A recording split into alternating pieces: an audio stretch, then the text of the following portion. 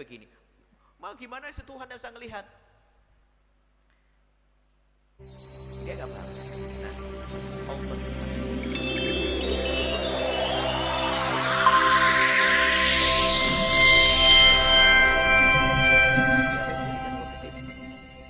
Allah. Dia jadi dibimbing itu. Ayo bernafas. Siapa yang menjadikan bisa nafas? Allah. Denyut jantung? Siapa yang menjadikan denyut jantung? Allah. Siapa yang menciptakan gunung? Allah. Dia lupa dengan pertanyaannya. Dia sudah ke bawah Allah. Anak kecil nggak akan bisa faham, yang tua saja nggak faham. Karena apa? Nggak akan bisa faham tentang zat Allah. Fahamkan tentang sifat Allah dan buah sifat Allah dan athar maksudnya. Buah ciptaan Allah ini. Sudah menyaksikan. Bagaimana lihat gelombang? Apakah ada orang yang menggerakkan lautan itu? Enggak ada. Nah. Yang menggerakkan adalah Allah. Matahari, Allah. Kalau anak kecil akan mudah teralihkan. Kecuali anak kecil yang diajari oleh orang yang ngeyel tadi. Baik. Seperti itu, jadi alihkan. Kalau harus dituruti nggak akan bisa. Wong yang tua saja nggak akan bisa, sebab kita tidak akan bisa mengetahui zat Allah secara sesungguhnya. Akan tapi kita akan mengenal Allah dengan mengenali sifatnya. Biasa itu ya, misalnya apa yang paling kuat? Contohnya, yang paling kuat adalah api. Tapi api kalah dengan air. Air kalah dengan apa? Gayung diambil habis. Apa? Sampai terakhir, apa yang bisa mengalahkan semuanya? Ayo. Siapa yang bisa mengalahkan semuanya? Yang mengalahkan adalah Allah. Jadi bagaimana membuat kisah ya sesuatu, lalu ujung-ujungnya adalah Allah. Api sama air kuatan mana? Anak kecil ingin, kuatan air. Siapa bilang? Kuatan api. Digodok habis. Ini kan? Kuatan api. Buktinya apa? Air disiram mati. Baik. Ada yang lebih kuat dari itu semuanya. Apa? Yang membuat api dan buat air. Siapa? Allah. Dia kemana-mana. Jadi jangan langsung dituruti dengan pertanyaannya. Bahkan pertanyaan anak kecil kadang-kadang pertanyaan memang pertanyaan asal bertanya. Wong tadi sudah tanya lagi. Itu apa sih? Kok hijau? Ditanya. Terus itu apa? Itu apa? Nah, seperti itulah anak kecil. Maka pandai-pandailah kita mengalihkan pertanyaan orang anak kecil. Jangan sampai juga dibertanya. Gak boleh bertanya. Itu juga salah. Jangan nama itu, enggak boleh bertanya, itu enggak boleh. Enggak, orang bertanya kok enggak boleh.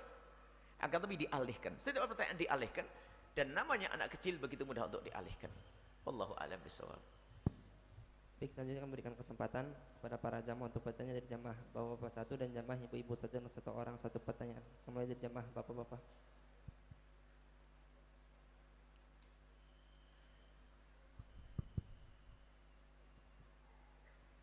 Assalamualaikum warahmatullahi wabarakatuh. Assalamualaikum warahmatullahi wabarakatuh. Nama saya Abu Aulia. Semoga Allah memberikan kesehatan pada Buya sehingga dapat memberikan kami ilmu yang bermanfaat. Amin amin. Pertanyaan saya begini Buya. Alhamdulillah saya sedang proses hijrah dari riba. Alhamdulillah. Lalu apakah saya harus melunasi hutang riba saya secara dicicil atau dilunaskan saat ini juga dengan aset yang saya punya? Mohon solusinya Buya. Lalu apakah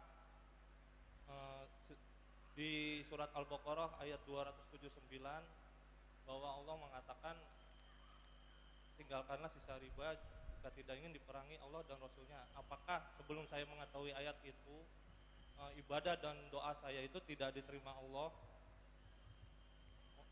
Mohon. Baik, Masya Allah. Assalamualaikum warahmatullahi wabarakatuh. Assalamualaikum. Orang berhijrah itu luar biasa, hebat. Karena dia harus meninggalkan sesuatu yang selama ini dia nyaman dalam keadaan tersebut. Hijrah itu tantangannya adalah bukan saja hawa nafsunya. Hijrah tantangannya ada istrinya yang kadang menghalangi, ada anaknya, ada orang tuanya. Maka kalau orang bisa hijrah itu istimewa. Dan dia niat hijrah sendiri sudah diampuni oleh Allah. Tidak usah khawatir, Allah Maha Pengampun. Yang penting Anda sudah hijrah, meninggalkan itu semuanya. Kemudian bagaimana tentang tanggungan saya nanti bagaimana? Kalau sudah urusannya dengan urusan hukum misalnya, Anda harus bayari, tapi semampu Anda nanti. Misalnya ada ikatan dengan bank, dia harus membayar dan ada bunganya. Kalau Anda tidak bayar dan Anda tidak bayar sekalian bunganya, Anda akan masuk penjara nanti. Kan begitu. Selesaikan semampu Anda. Yang terpenting adalah Anda itu niat hijrah keluar daripada kubang kehinaan, itu sudah cukup, itu dulu.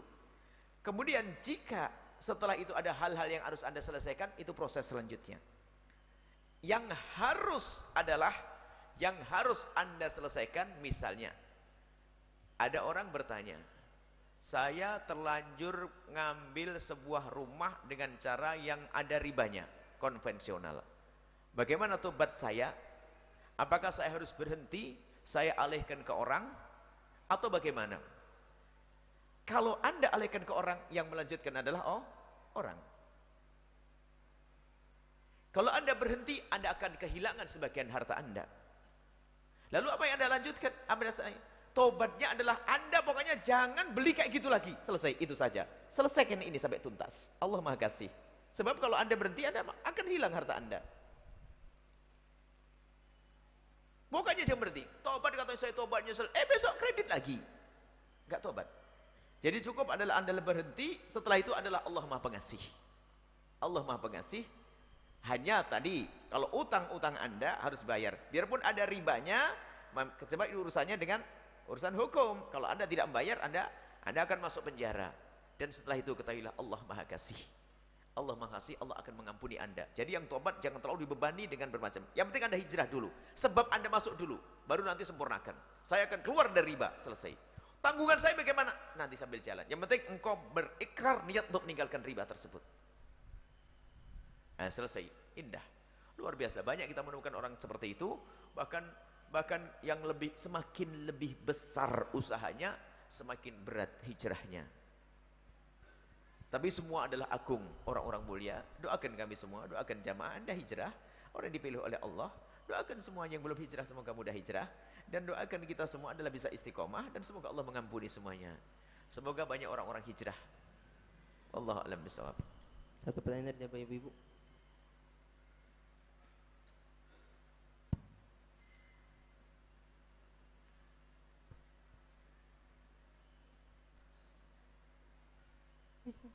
Bismillahirrahmanirrahim. Assalamualaikum warahmatullahi wabarakatuh. Assalamualaikum warahmatullahi Berdiri. Silakan, ayo. Buya, begini. Silakan.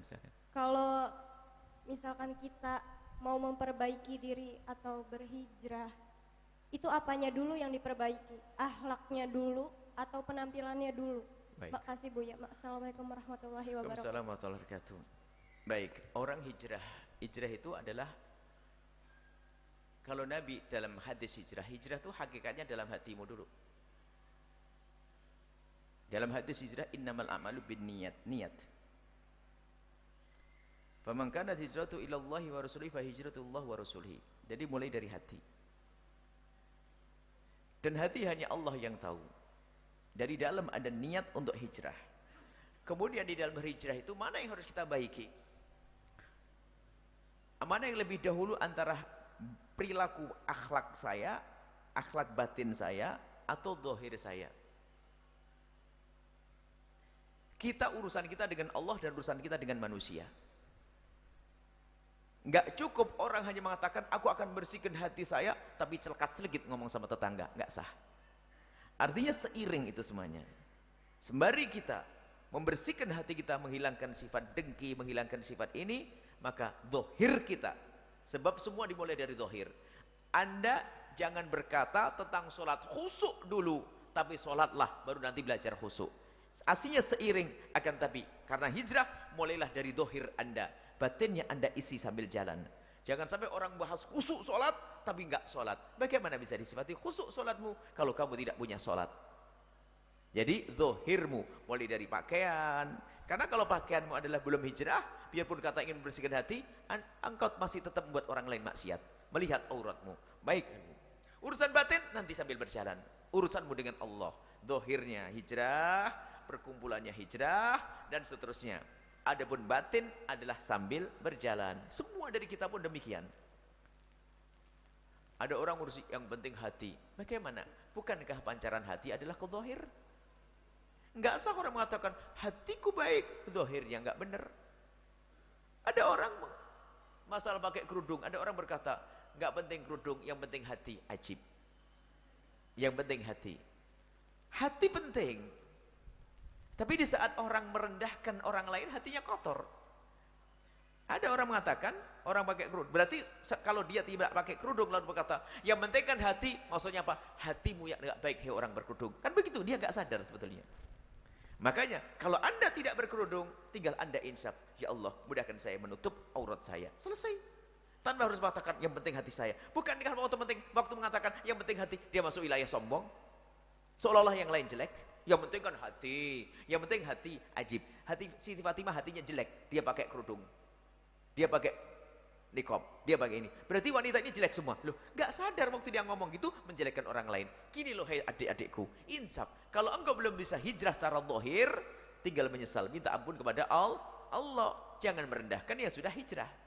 Jadi, hijrah harus seiring zahir dan batin. Cuman urusanmu dengan umat, maka mulailah dengan zahirmu. Berkumpul dengan orang yang baik, berpakaian yang baik, tontonan yang baik, dan seterusnya yang baik-baik, baru nanti membenahi hati perlahan. Jangan sibuk ngurusi hati, nggak bisa ngurusi hati kalau dohirnya juga kita tata, nggak ada artinya. Ngurusi batin saja, bagaimana ngurusi batin? Tapi ternyata kita belum berkumpul dengan orang yang baik. Itu ya, semoga bisa menjadikan kita semua hijrah. Dohir kita hijrah, batin kita juga hijrah. Wallahu a'lam bishawab. Baik, Afwan, dikarenakan masih ada waktu, kembali kami membacakan beberapa pertanyaan di sosial media yang datangnya dari Hindun dari Pulau Pinang. Assalamualaikum warahmatullahi wabarakatuh. Buya, ada yang mau saya tanyakan. Bolehkah saya berguru belajar tajwid kepada seorang ustadz? Saya belajar beramai-ramai sama teman-teman yang lain dan di tempat yang terbuka, Buya. Kami selalu belajar membaca Quran di musola atau di masjid. Ada yang bilang itu haram dan saya harus berhenti dari pengajian itu. Mohon penjelasannya, Bu. Sepertinya yang bertanya adalah seorang wanita. Dia ingin belajar Al-Quran, gurunya ustadz laki-laki. Bagaimana hukumnya belajar dengan ustadz laki-laki? Cara belajar memang ada aturannya begini. Selagi masih ada guru perempuan, utamakan guru perempuan. Kalau ternyata guru perempuan tidak ada, Anda harus belajar Al-Quran. Yang ngajari adalah laki-laki, adalah sah dengan catatan tidak terjadi khalwah, tidak terjadi berduaan. Maka berduaan adalah haram biarpun mengajari Al-Quran. Itu kata ulama. Berduaan adalah haram, berduaan sepi, tertutup di kamar, berduaan Bismillahirrahmanirrahim. Yang ketiga adalah syaitan. Nggak ada. Rame-rame terbuka. Kalau setoran. Ada lagi namanya ikhtilat, bercampur. Tidak semua bercampur adalah haram. Bercampur laki perempuan tidak semuanya haram. Oh, kurang ajar dia. Matanya jelalatan enggak? Jadi matanya orang yang terhormat. Ini kan terhormat semuanya, enggak ada yang jelalatan. Yang ketiga, yang diomongkan benar. Pakai cadar, pakai imamah. Diomongin jorok. Enggak sah. Baik. Kemudian yang keempat, tidak berdempet-dempetan. Biarpun pakai karena dempetan itu biarpun pakai kain ada rasa. Ada rasa. Yang keempat, tidak dempetan. Yang kelima adalah tempatnya terhormat. Tempatnya terhormat, bukan tempat biasa untuk mabuk, judi dan sebagainya. Jelas? Nah, coba di sini ada enggak? Ini kan ikhtilat laki perempuan. Termasuk tadi yang bertanya, ngaji Al-Quran, tempatnya terbuka, ya kan? Sama-sama menutup aurat, enggak dempet-dempetan, sah, enggak haram. Bukan ikhtilat semuanya haram. Maka kalau sudah ini jelas, rambu-rambunya jelas. Ini laki perempuan, ini laki, ada batas. Enggak dempet. Menutup aurat semuanya. Laki-lakinya enggak jelas ngintip. Itu sahabat itu. Enggak ada, itu aman semuanya. Omongannya baik, enggak ada omong jorok di sini. Maka ini adalah ikhtilat, percampuran yang halal. Maka Anda pun termasuk halal. Kenapa? Anda belajar ngaji, banyak orang di situ, tidak berduaan, tidak haram. Wallahu a'lam bishawab. Kemudian pertanyaan selanjutnya datangnya dari hamba Allah dari Karimun. Assalamualaikum warahmatullahi wabarakatuh. Assalamualaikum. Allahumma salli ala sayyidina Muhammad wa ala ali sayyidina Muhammad. Assalamualaikum. Bila ada keinginan menikah tapi belum ada calonnya, apakah lebih baik menunggu dipilihkan oleh guru ataukah cari sendiri? Baik. Ini seorang santri kayaknya. Kebelet dia pengen nikah. Antara milih sendiri atau pilihan guru. Boleh suka-suka. Boleh. Yang penting jangan melanggar guru. Kalau melanggar guru melakukan yang haram. Milih sendiri atau pilihan guru. Boleh sendiri, boleh. Cuman kalau sudah pilihan guru itu biasanya adalah sudah diketahui oleh sang guru tentang karaktermu dan karakter dia. Makanya guru itu biasanya sudah mengepas-ngepaskan. Ini sifatnya begini, dicocokkan sama sifatnya begini, sudah tahu ini. Jadi ini. Kemudian biasanya seorang guru, kalau guru beneran itu waktu memilihkan itu dia hanya milih, malamnya sudah doa, minta pada Allah petunjuk dan seterusnya. Kalau kita jangan-jangan habis nonton film, besoknya milih, nggak bisa ketemu. Maka himbauannya adalah tetap bermusyawarah dengan seorang guru itu sangat tepat. Apalagi kalau dipilihkan seorang guru, biasanya tinggal begini saja. Sebab saya sendiri dengan anak murid saya pilih-pilihkan. Cuman saya tidak maksa. Sebab menikah tidak boleh maksa, dia yang menjalani. Saya sodorkan ini, kalau cocok katakan cocok. Kalau tidak, ada lagi 1000 dibilang yang masih banyak lagi. Tapi saya sodorkan itu memang sudah dipikirkan. Ini gimana kamu? Kau lihat dulu dia. Nggak usah lihat, lihat. Sunnah melihat. Niat menikah kau lihat, lihat. Jangan sampai tidak melihat. Jangan sampai tidak melihat setelah menikah kaget, lalu dibuang nanti. Nggak boleh. Sunnah melihat itu. Sunnah melihat. Lihat. Tapi kalau tidak melihat karena dia sudah tahu atau dengar yakin seyakin-yakin informasinya sah. Wong setiap hari ketemu pakai melihat lagi. Aneh. Saya pengen lihat dia. Kenapa? Karena saya sering melihat. Salah bukan. Karena saya belum pernah melihat atau belum ada gambaran tentang seseorang, maka melihat. Kita izinkan melihat saja. Tapi ada sebagian itu yang nggak mau lihat, subhanallah. Biasanya nggak melihat itu adalah yakin betul. Nah, tidak apa-apa. Seperti itu ya. Nah, pilihan guru biasanya adalah dibaringin dengan petunjuk, minta petunjuk, istikharah dan seterusnya. Akan tapi ketahuilah, boleh bebas. Milih sendiri bebas. Akan tapi sebagai seorang murid tidak seenak kalau kita manut dengan guru. Biasanya dipilihkan yang tepat. Kalaupun Anda punya pilihan sendiri yang bertanya, jangan lupa sodorkan kepada guru. Barangkali beliau punya pandangan. Atau paling tidak minta petunjuk kepada guru, barangkali beliau adalah punya isyarat-isyarat khusus tentang sebuah pernikahan. Itu saja, wallahu a'lam bishawab. Kemudian pertanyaan selanjutnya, Assalamualaikum warahmatullahi wabarakatuh. Assalamualaikum warahmatullahi wabarakatuh. Buya, saya mau bertanya, orang yang berzina itu kan bisa dihukum kalau ada 4 saksi. Nah, terus kalau zaman sekarang kan teknologi sudah maju, apakah bisa video dijadikan saksi untuk orang yang melakukan zina, menggantikan saksi 4 orang itu? Baik, ini berandai-andai kalau negara itu adalah negara Islam yang menegakkan syariat Islam. Termasuk menegakkan syariat adalah menjaga kemuliaan sebuah keluarga. Yaitu apa? Mengikis perzinaan. Perzinaan adalah menodai keluarga, mencampur adukkan nasab, kehinaan, kenistaan adalah perzinaan. Hanya orang rendah yang mudah kepleset dalam zina. Wanita mulia susah melakukan zina. Wanita mulia susah melakukan zina karena ada pintu halal kenapa masuk zina. Semoga yang pernah kepleset dalam zina diampuni oleh Allah dan diangkat oleh Allah. Jangan sampai terus terpuruk dalam kehinaan. Nah, kalau ada urusan hukum zina di dalam agama kita, perzinaan itu enggak gampang. Bukan semua orang mudah dituduh zina kemudian lalu dicambuk. Kalau perzinaan itu ada 2. Orang dihukum dalam zina ada 2 cara. Yang pertama dengan ikrar pengakuan dirinya. Lalu berkata kepada hakim, ya hakim faqad zanaitu fatahhirni. Ada orang datang Rasulullah, Pak Hakim atau ya Rasulullah, aku telah berzina, tolong sucikan aku. Namanya ikrar. Kalau ikrar enggak pakai saksi karena pengakuan dari dirinya sendiri. Tapi kalau ada orang ingin mengatakan orang lain zina, dia harus dengan 4 saksi. Ada 3 orang dengan saksi video segala macam. Ada 3 orang lapor ke hakim, Pak Hakim, kami telah melihat si fulan berzina, tolong hukum dia. Di mana? Di tempat itu. Benar? Benar, saya lihat, ini saya foto semuanya.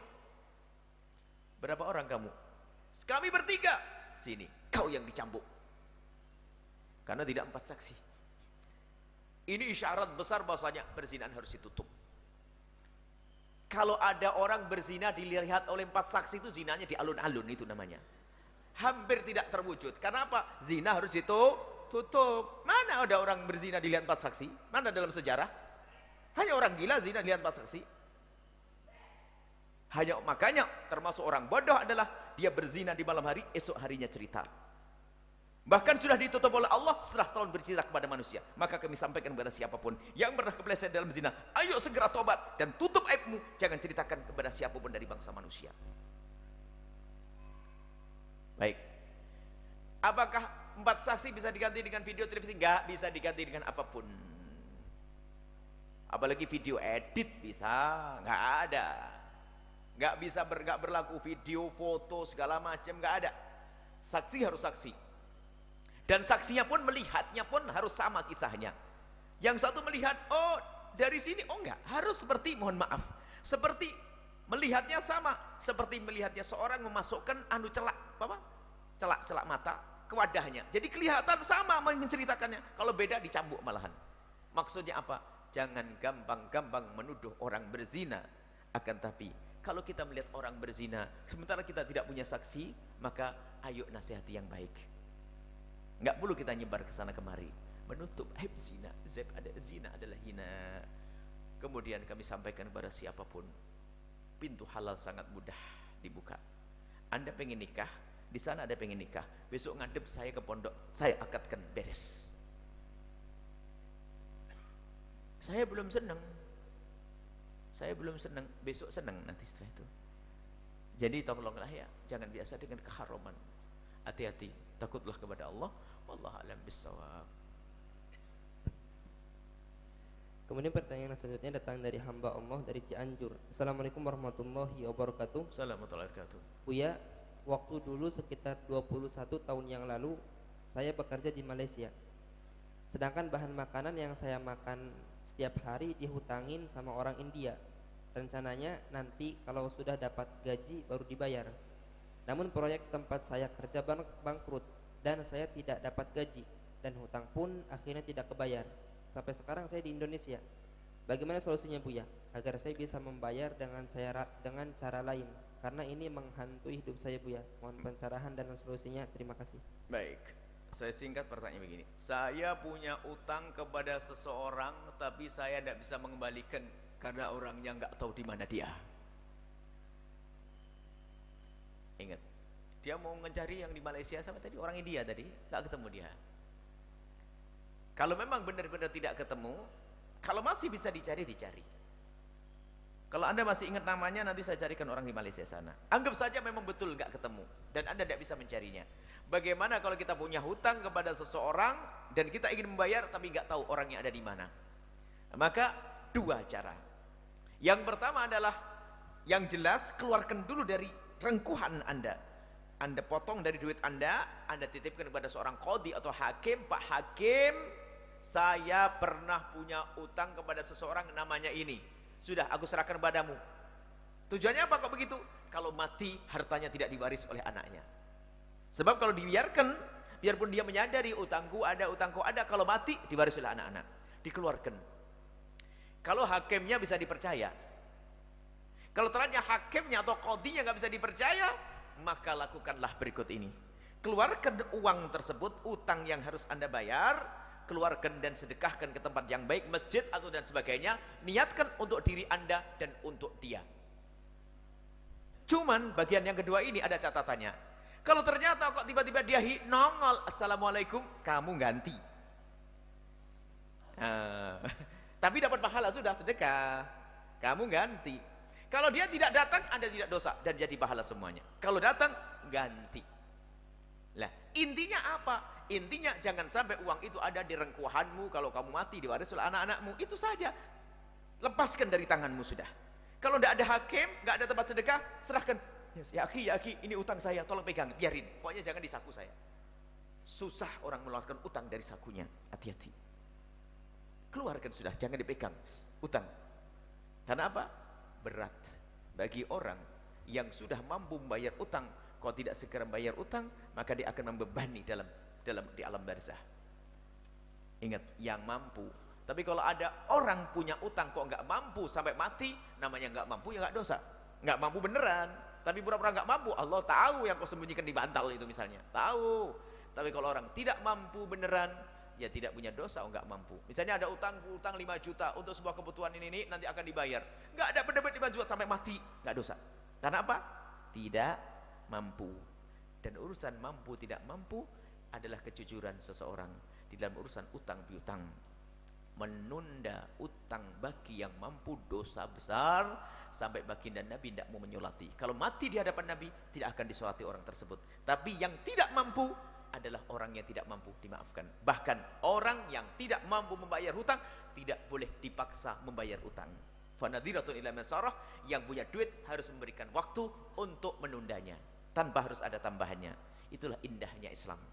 Wallahu a'lam bishawab. Maulid Akbar khusus muslimah, kami himbau pada ibu-ibu yang solehah, adik-adikku yang solehah, anak-anakku yang solehah. Maulid Akbar khusus muslimah merajut cinta menuju bulan mulia, bulan Ramadan, Selasa tanggal 17 Sya'ban, 23 April pukul 7 sampai selesai di LPD Al-Bahjah Sendang Sumber Cirebon. Diperlukan pejuang Radio Go Network. Kita punya radio banyak, tapi kita kurang SDM, kurang penyiar, kurang yang jaga dan seterusnya.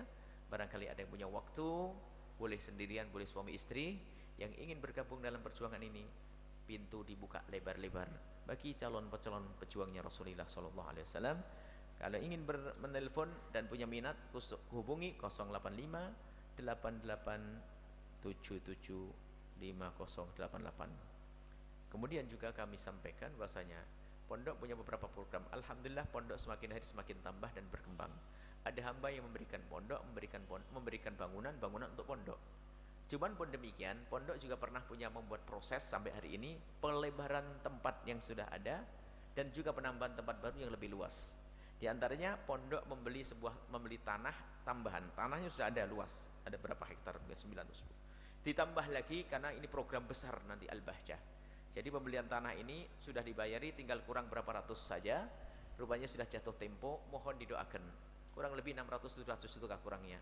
Mohon didoakan, semoga Allah mengirim ahli surga yang bisa menyelesaikan pembelian tanah hanya berapa ratus ini untuk program besar pesantren nanti, pesantren Al-Bahjah ya. Ini adalah pelebaran tanahnya. Kalau mau ngirim langsung ke nomor rekening 7200 Bank Syariah Mandiri 7200 4292. Kemudian kajian muslimah Indramayu Sabtu yang akan datang. Sabtu yang akan datang kajian di Indramayu 11 Jumadil Akhir 1440 Hijriah 16 Februari pukul 13 di Aula Islamic Center Indramayu. Kemudian kajian muslimah, ini Masya Allah muslimahnya banyak. Kajian muslimah Cirebon Sabtu yang akan datang 11 Jumadil Akhir sama 16 Februari pukul 15 di ruang Madya Komplek Masjid Raya At-Taqwa Kota Cirebon. Pendaftaran SMPIku, SMAku yang semula sudah ditutup akan tapi dibuka kembali gelombang kedua karena keputusan dari Dewan Sekolah bahwasanya akan dibuka kelas baru lagi karena kemungkinan untuk membuat kelas baru masih mungkin karena adanya bangunan baru. Maka dibuka untuk anak SMP, SMA tapi sangat terbatas. Kemudian juga untuk pendaftaran santri non formal kelas tafakuh putra putri dewasa 14 sampai 12 tahun, gelombang pertama 24 Rabiul Awal atau 2 Desember, gelombang mulai 2 Desember sampai 7 Jumadil Akhir atau 4 Maret. Gelombang kedua adalah 5 Rajab sampai 7 Syawal atau 12 Maret sampai 11 Juni. Pendaftaran bisa via WA di nomor 085208200998. Tahfidz Quran usia dini, anak kecil, usia 8 tahun sampai usia 12 tahun. Bagi para orang tua yang punya putra-putri ingin menghafal Al-Quran, silahkan mendaftar. Lagi-lagi kita akan menerima hanya beberapa ratus saja. Kita tidak banyak menerima. Ada keterlambatan juga, ada kerusakan beberapa alat pertelevisian kita dalam televisi. Maka kita akan sempurnakan, kita mulakan dana, tidak terlalu banyak sih. Kalau kita hadapkan kepada Allah semuanya jadi kecil. Yaitu mohon doa untuk pengadaan perangkat Al-Bahjah TV. Perangkat sudah ada tapi kurang sempurna. Jumlahnya kurang lebih 150 juta. Barangkali ada hamba Allah langsung, semoga Allah mengirim hamba Allah yang ikhlas langsung ini loh 150 juta. Biar langsung Al-Bahjah televisi, karena sekaligus ini akan ada kita di satelit nanti. Mungkin tahun ini, bulan ini sudah mulai akan dirapikan, jadi dimanapun Anda berada dan saudara kita dimanapun berada bisa melihat Al-Bahjah TV di satelit nanti. Ini samping online di internet, tapi nanti ada di satelit insya Allah. Dan ini perlu perangkat yang sempurna, yang lebih baik lagi. Semoga Allah mengirim ahli surga yang bisa menyempurnakan ini semuanya. Wallahu a'lam bishawab. Bismillahirrahmanirrahim. Alhamdulillahirabbil alamin. Allahumma shalli ala sayyidina Muhammad wa ala sayyidina Muhammad. Irhamna wa la tu'adzibna, wansurna wa la takhdhulna, wa'afina wa la tumritna, wa akrimna wa la tuhinna, wa athirna wa la tuthir alaina, innaka ala kulli syai'in qadir. Allahumma ya Allah, pandang kami dengan kasih sayang dan cinta darimu. Ya Allah, ya Allah, ya Allah, kami mohon ya Allah, apa yang telah kau berikan kepada kami dari karunia-karunia, baik karunia lahir dan karunia batin, jangan sampai itu menjadi sebab kami terlena ya Allah. Jangan sampai itu menjadi sebab kami terlena. Akan tapi Allah, kami mohon ya Allah, bantu kami untuk bisa mensyukuri karunia-karuniamu ya Allah. Muliakan kami di dunia dan muliakan kami di akhirat. Muliakan keluarga kami dan muliakan masyarakat kami. Kami mohon ya Allah, ampuni orang tua kami dan guru-guru kami. Berikan kasih sayangmu kepada mereka semua. Dan anak-anak kami, jaga mereka semua ya Allah, dan jadikan mereka anak-anak ahli surga. Dan kami mohon jauhkan kami dari sebab-sebab kehinaan ya Allah. Jauhkan kami dari judi, jauhkan kami dari minuman keras. Dan kami mohon jauhkan kami dari riba ya Allah. Maka kami mohon ya Allah, jika di antara yang hadir ada hamba-Mu yang masih berurusan dengan riba, kami mohon ya Allah, mereka telah Kau pilih untuk menghadiri tempat mulia. Kami yakin itu pilihan-pilihan ya Allah. Maka kami mohon, sempurnakan pilihan itu ya Allah. Engkau yang menjadikan mereka berjalan ke tempat ini, Engkau yang memudahkan mereka melangkah ke majlis ini ya Allah. Maka kami mohon sempurnakan ya Allah, entaskan mereka dari riba dengan kasih sayang-Mu ya Allah. Dengan Kau ganti dengan modal lebih banyak, lebih berkah ya Allah. Dan semakin berkah berjaya usahanya di dunia ya Allah, untuk kebahagiaan nanti di akhirat ya Allah. Kami mohon jangan biarkan mereka terus larut dalam kehinaan riba ya Allah. Berikan kekuatan untuk hijrah ya Allah. Dan yang tengah hijrah berikan kepada mereka ya Allah kekuatan, ketabahan dan keistiqomahan ya Allah. Dan kami mohon jauhkan kami dari sebab-sebab kehinaan. Jauhkan kami dari zina yang hina dan Kau hinakan itu ya Allah. Maka kami mohon ya Allah, jika ada di antara kami ada hamba-Mu yang pernah terpeleset dalam hina dan busuknya zina, kami mohon berikan kesadaran dan ampuni mereka ya Allah. Ampuni mereka dan tutup aib mereka di dunia, sehingga di dunia tidak terhinakan, dan tutup aib mereka di akhirat, sehingga di akhirat tidak Kau hukum. Bencikan kepada zina dan buka pintu halal untuk mereka ya Allah. Dan kami mohon ya Allah, jaga keluarga kami dari sebab kehinaan ya Allah. Anak-anak kami pandang mereka dengan kasih sayang-Mu. Siapapun yang belajar bersama kami, beri pandang mereka dengan kasih sayang-Mu ya Allah. Seperti Engkau pertemukan jasad kami saat ini, pertemukan hati kami dalam cinta karena-Mu ya Allah. Jauhkan kami dari permusuhan dan pertikaian, jauhkan kami dari kebencian dan kedengkian. Dan kami mohon ya Allah, ya Allah, jauhkan kami dari dendam kepada sesama kami. Maka kami mohon ya Allah, jika ada orang berbuat salah kepada kami, menyakiti kami, zalim dan aniaya kepada kami mohon ya Allah, kami mohon ya Allah, ya Allah, jangan hukum mereka, berikan kesadaran kepada mereka, jangan hukum mereka, karena mereka adalah umat kekasih-Mu Nabi Muhammad. Dan kami mohon ya Allah, kirimkan kepada kami pemimpin yang tulus dan ikhlas, kirimkan kepada kami pemimpin yang adil. Sungguh Engkau Maha tahu ya Allah, pemimpin yang adil ya Allah. Jauhkan kami dari pemimpin yang zalim, jauhkan kami dari pemimpin yang zalim, jauhkan kami dari pemimpin yang zalim. Dan kami mohon ya Allah, panjangkan umur kami dalam ketaatan serta sehat walafiat. Dan kami mohon ya Allah, wujudkan keindahan dalam rumah tangga kami, suami istri yang saling mencintai karena-Mu. Maka kami mohon ya Allah, tambahkan kecintaan kami kepada pasangan kami, tambahkan kecintaan kami kepada pasangan kami ya Allah, agar kami mudah untuk mengabdi ya Allah. Dan kami mohon ya Allah, yang belum menikah, jaga kehormatan mereka, kemuliaan mereka, dan mudahkan mereka ya Allah untuk mendapatkan pasangan orang-orang mulia yang Kau muliakan, yang menjadi sebab mereka mulia di dunia dan di akhirat. Dan kami mohon berikan kepada kami semua husnul khatimah, mati dalam keadaan iman. Dan kami mohon ya Allah, jika ada yang tersinggung perasaannya oleh kalimat kami mohon ganti dengan segala kebahagiaan. dan jadikan kami dan mereka ahli husnul khotimah, mati dalam keadaan iman. Dan kami mohon ya Allah, jadikan ucapan kami di akhir hayat kami kelak, saat Engkau hendak mencabut nyawa kami ingin saat itu ya Allah, hati dan lidah kami mampu mengucapkan kalimat agung dan mulia, la ilaha illallah Muhammadur Rasulullah, la ilaha illallah Muhammadur Rasulullah, la ilaha illallah Muhammadur Rasulullah sallallahu alaihi wasallam. Rabbana atina fid dunya hasanah wa fil akhirati hasanah wa qina adzabannar. Wa sallallahu ala sayyidina Muhammadin wa ala alihi wasallam. Alhamdulillahirabbil alamin. Al-Fatihah.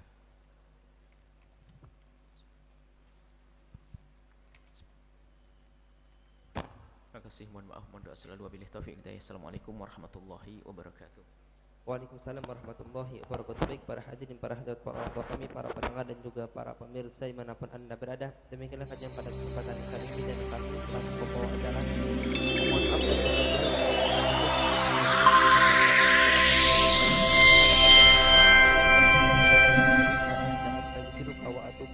Assalamualaikum warahmatullahi wabarakatuh.